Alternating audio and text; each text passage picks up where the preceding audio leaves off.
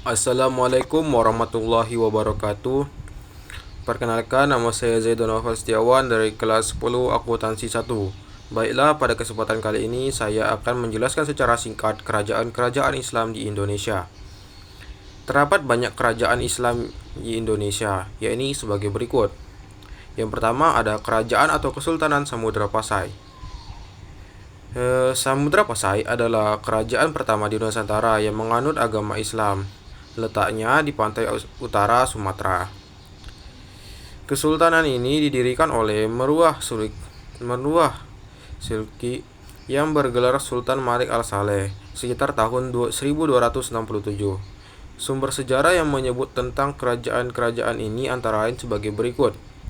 Yang pertama ada berita Marco Polo pada tahun 1292 menyebutkan pada saat dia singgah di Sumatera, ia mendapati penduduk sekitar Perlak beragama Islam. Lalu ada berita dari Ibnu Battuta pada tahun 1304 sampai 1368, yakni seorang musafir dari Maroko dalam kunjungan pertamanya pada tahun 1326 menyebutkan bahwa masyarakat atau pedagang kerajaan ini sebagian besar beragama Islam. Lalu terdapat hikayat-hikayat Raja-Raja Pasai yakni merupakan karya yang berbahasa Melayu yang bercerita tentang kesultanan pertama di Nusantara, yakni Samudra Pasai. Menurut Dr. Russell Jones, hikayat ini ditulis pada abad ke-14. Hikayat ini mencakup masa dari berdirinya Samudra Pasai sampai ditaklukkan oleh Majapahit.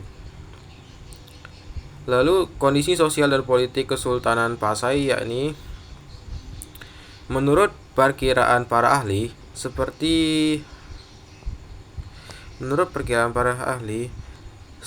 Snowhornye dan J.L. Monica, Kesultanan Samudra Pasai diperkirakan berdiri pada abad pertengahan ke-6. Awalnya, kesultanan ini berada di bawah kekuasaan dinasti Meruah Khair yang merupakan pendiri pertama Samudra Pasai dan bergelar Maharaja Mahmud Syah. Lalu digantikan oleh Maharaja Mansur Syah dari abad 1078 sampai 1133. Dan sultan terakhir Samudra Pasai adalah Teuku Samudra atau Nazimuddin Al-Kamil. Menurut hikayat Raja-Raja Pasai dan Melayu, penguasa Pasai berikutnya adalah keturunan dari dinasti Meruah Silu, yakni Al-Malik Saleh. Lanjutnya yakni adalah Kesultanan Aceh. Kesultanan Aceh berdiri pada abad 1507 sampai 1903. Kesultanan Aceh yang letaknya di Aceh Riau didirikan oleh Ali Manghiat Syah pada tahun 1496 di atas bekas wilayah Kesultanan Lamuri yang ditaklukkan oleh Manghiat Syah. Sumber sejarahnya tentang kesultanan ini adalah Kitab Bustanusalatin tahun 1637 yang berisi tentang silsilah sultan-sultan Aceh dan batu nisan makam Sultan Ahli Mangsyad Syah.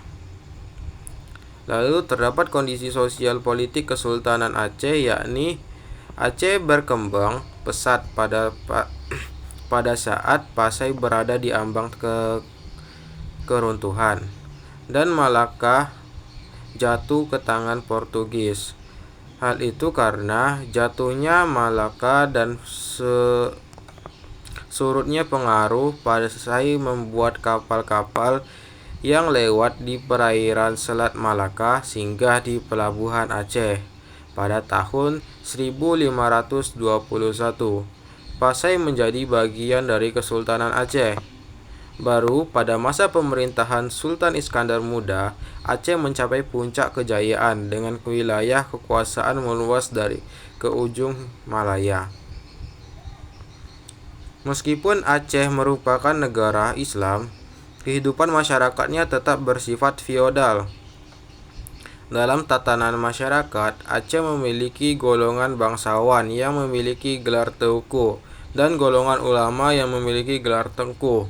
Kedua golongan ini sering berebut pengaruh dalam masyarakat. Yang ketiga, terdapat Kesultanan Demak. Lokasi dan sumber sejarah. Demak yang berlokasi di Jawa Tengah lahir pada tahun 1500 sampai 1568, yakni adalah Kesultanan Islam pertama yang berada di pantai utara Jawa.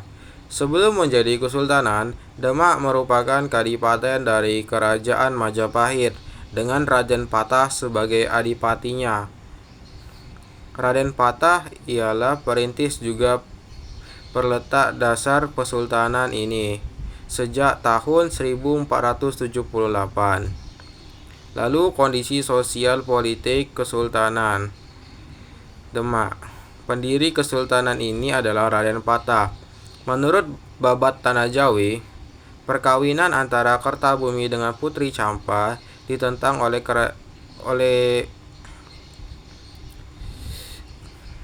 rakyat istana. Oleh karena itu, Kertabumi dengan berat hati menghibahkan Putri Campa di tengah mengandung kepada Arya Damar, Adipati Palembang. Sang putri melahirkan anak laki-laki yang diberi nama yakni Raden Patah. Raden Patah menolak menuruti kehendak orang tuanya untuk menggantikan ayah tirinya sebagai Adipati Palembang. Raden Patah lalu pindah ke Jawa Tengah pada tahun 1475